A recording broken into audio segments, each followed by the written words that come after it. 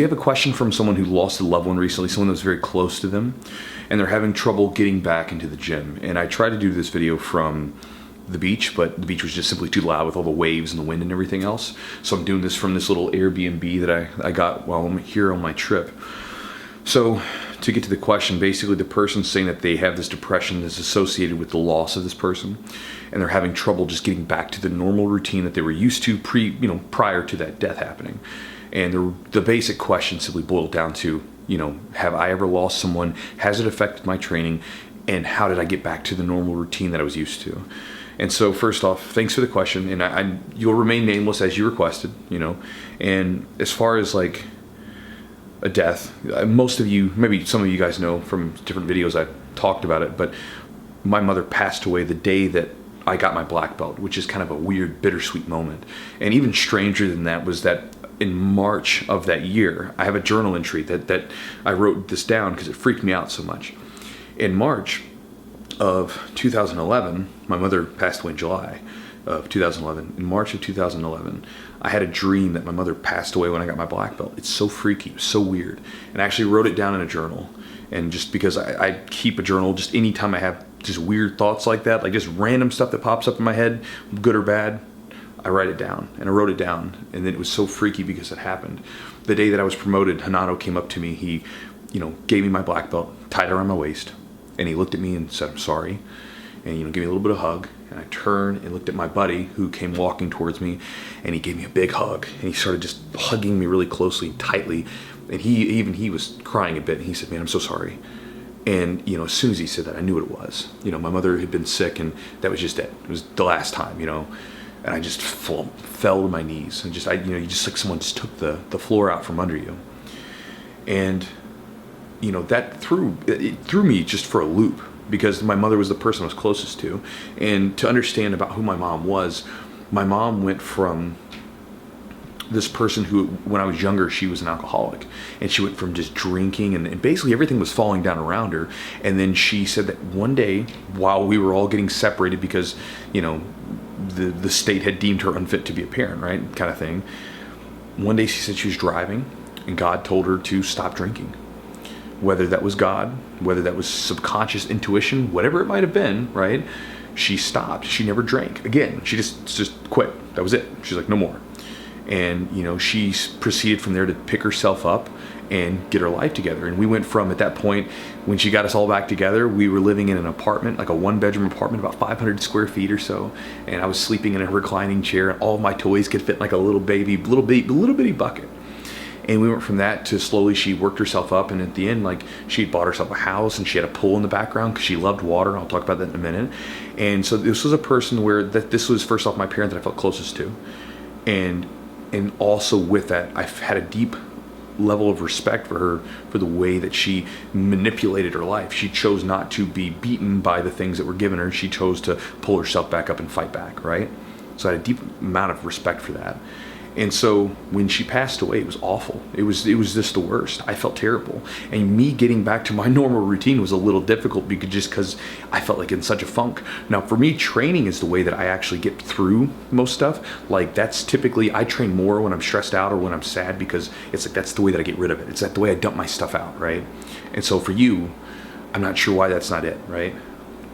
But maybe it is. I don't know. The thing that helped me out, because I struggled with it a lot, just like we all do when we lose a loved one, the things that helped me, one, was simply to change my mindset on the loss, right? I mean, death is inevitable. There's no way around it. You're going to die. I'm going to die. Everyone's going to die.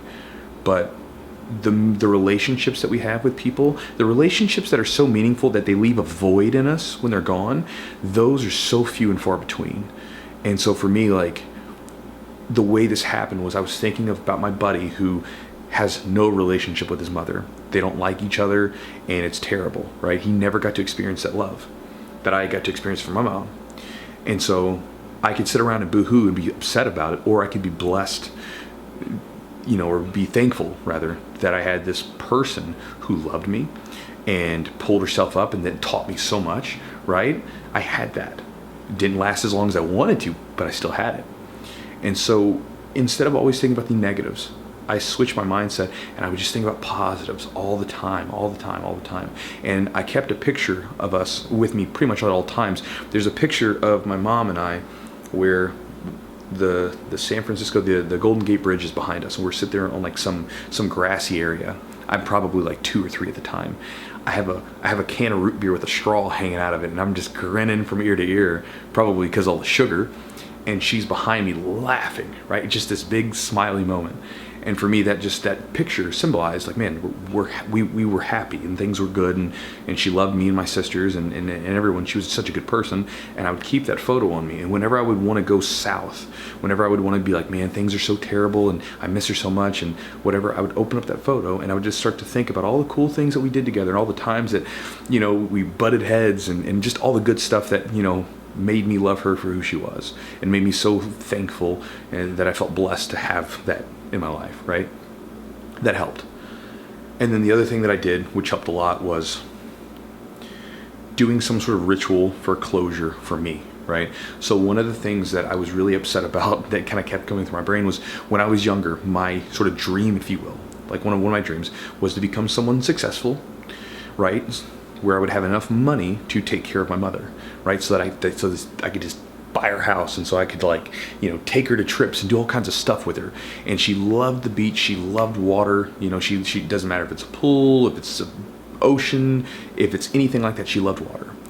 And so for me, you know, one of the things that I started doing was anytime I visited a place that had a big body of water, like a big, you know, lake or river, a beach of some sort with the ocean attached to it, right, or whatever it is, anytime I did that stuff, we have her ashes because she was cremated, and I take her ashes and I take a little bit of them with me and put them in little Ziploc baggies, and I put them in my hand and I rub them together, and then I dunk them into the water and let the ocean or the river or the lake, whatever the water is, let it wash her away from my hands and into the body of water that she's in. And for me, that was kind of symbolically, since I can't take her physically to these different places, symbolically, that's me taking her with me to all the places that I wish I could have taken her to, right? Like, you know, I've done this in Costa Rica, I've done this in Mallorca in Spain, right? I've done this in, you know, Florida, California, and all these different places that I've been to, and I just take her with me. And so those things have helped me. Mainly the mindset change, right, has helped.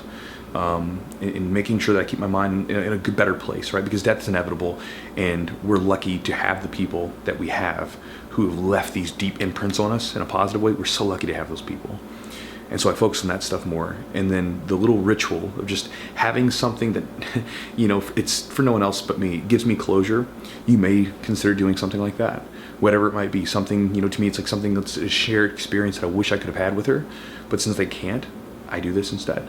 So, not really a jiu-jitsu related question, but again, it's related to your training. So you sent the question, I'm answering it, and all right, that's it, guys.